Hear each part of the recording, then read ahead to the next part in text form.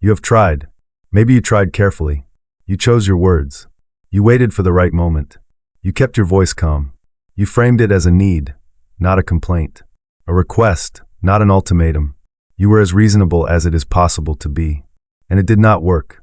Not in the way that a conversation between two reasonable people fails, where one person disagrees, you talk it through, and something shifts.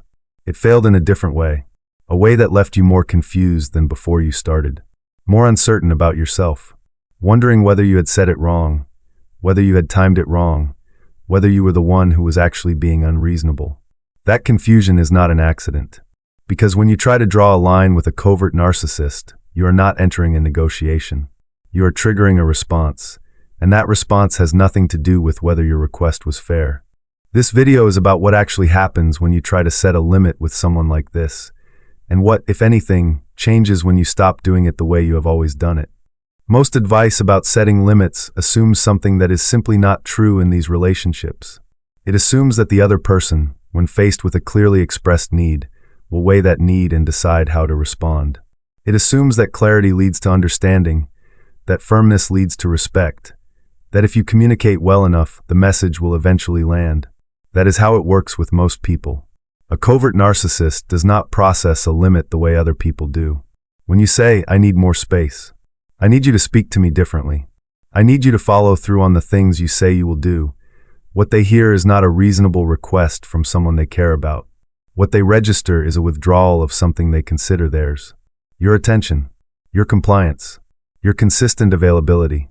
And that withdrawal is a threat, not a threat they will tell you about directly. What they will do instead is manage it, quietly, persistently, in the ways that have always worked before. The limit you tried to set becomes the problem, and somehow, you become the person responsible for solving it. Here is something that nobody tells you about trying to establish limits with a covert narcissist. The content of what you say barely matters. It does not matter whether you say it gently or directly. It does not matter whether you have rehearsed it for days or whether it comes out in a moment of real frustration. It does not matter whether you use every communication technique you have ever read about. What they hear is not the request. What they hear is the signal beneath the request, that you are not fully available to them anymore. That some part of your capacity, your time, your emotional labor, your willingness to absorb, is being redirected away from them, toward yourself. And for someone whose sense of stability depends on your continued and unquestioned availability, that signal is not just uncomfortable, it is intolerable. And so what follows is not a response to your words. It is a response to that signal, engineered, consciously or not, to ensure that signal stops. When you try to hold a limit with a covert narcissist, there are 4 predictable responses. Most people in this dynamic encounter all 4 of them, in rotation. The first is fragility. The moment you try to name what you need, they become more fragile. The conversation that was supposed to be about you becomes a conversation about how much they are struggling. Your need disappears behind theirs. The second is silence. Not the silence of someone who needs time to process something difficult. The silence of someone who is managing you. The withdrawal of warmth, of engagement, of presence. Not because they are hurt, but because silence has always worked. Because you will eventually fill it. Because silence is pressure, dressed as pain. The third is guilt. Delivered quietly, through a look, a sigh, a carefully chosen word that reminds you of everything they have given, everything they are enduring, everything they need from you that you are now withholding. The guilt is rarely explicit. It does not need to be. The fourth is temporary warmth. If the other 3 do not bring you back, you may suddenly find the person you fell in love with reappearing. Engaged, attentive, present in ways they have not been for a long time. This is not a change. This is maintenance, an investment in ensuring the limit does not hold. Recognizing these 4 responses will not make them stop, but recognizing them means you are no longer confused about what they are.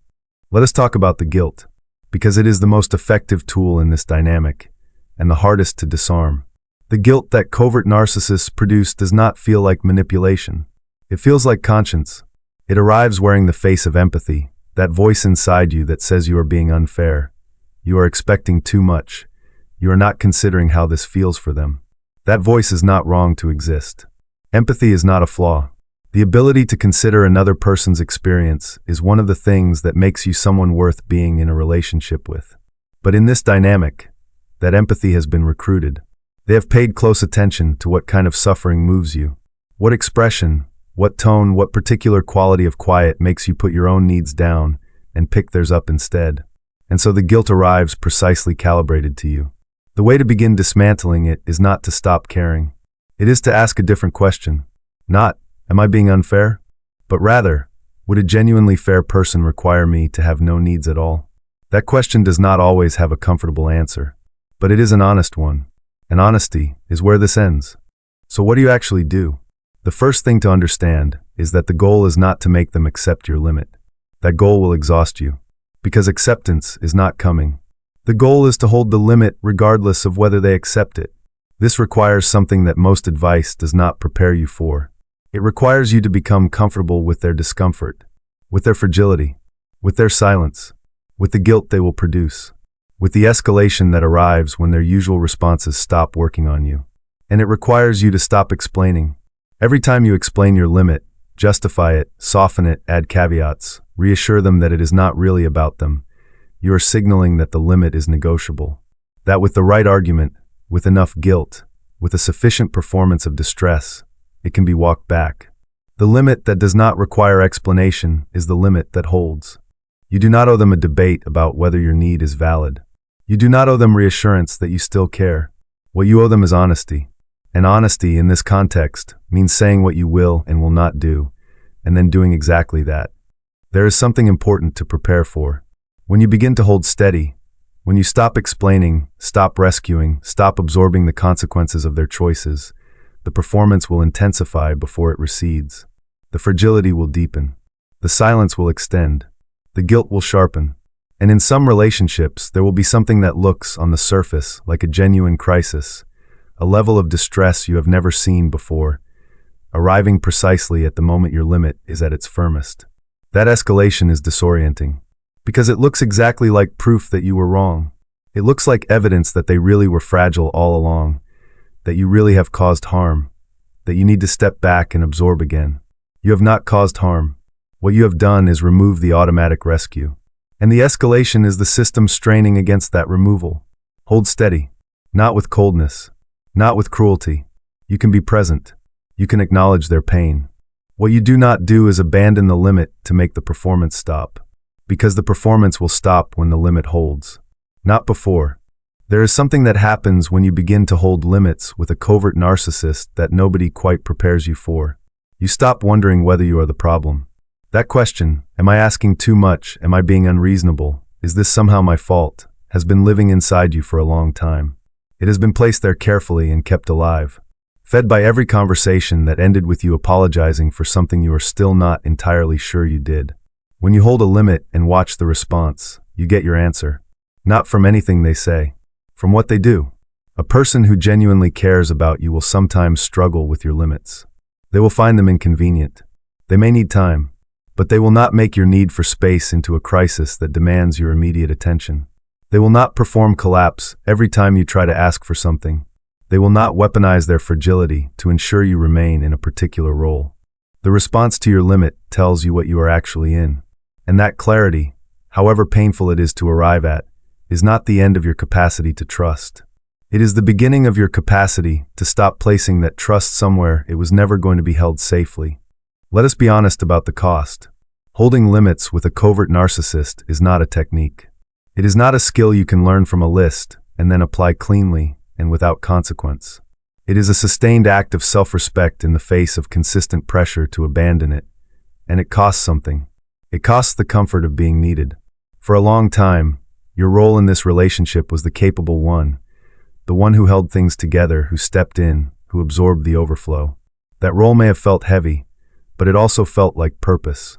Withdrawing from it can feel like losing something, even when what you are losing was never good for you. It costs the hope that they will change. Every time you hold a limit, you are also confronting the truth that the relationship is what it is, not what it could be if they could only see it. That grief is real. You are allowed to feel it. And it costs the temporary peace of simply going back. Because going back is easy. Going back stops the performance. Going back feels, in the short term, like relief. But you already know what comes after that relief. The weight that returns. the slow accumulation of a life lived around someone else's managed incapacity. The cost of holding steady is real.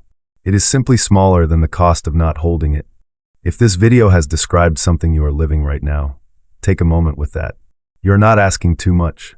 You are not being unreasonable. The confusion you have been carrying, that particular fog of wondering whether you are the problem, has been produced. It is not evidence of your failings.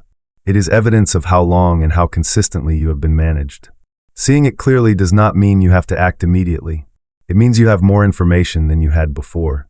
And information is the beginning of choice. In the next video, we are going to go deeper into something that runs underneath all of this. The 5 specific patterns in covert narcissistic relationships that keep people trapped long after they already know something is wrong. Not just the moments of conflict and confusion, but the architecture of the dynamic itself. The invisible structure that makes leaving feel impossible and staying feel inevitable. If you want to understand why you are still there, and why that is not a simple question, that video is for you. Subscribe so you do not miss it. And if this one helped you name something you could not name before, share it with someone who needs it. You might be giving them something they have been looking for a very long time. Take care of yourself, and I will see you in the next one.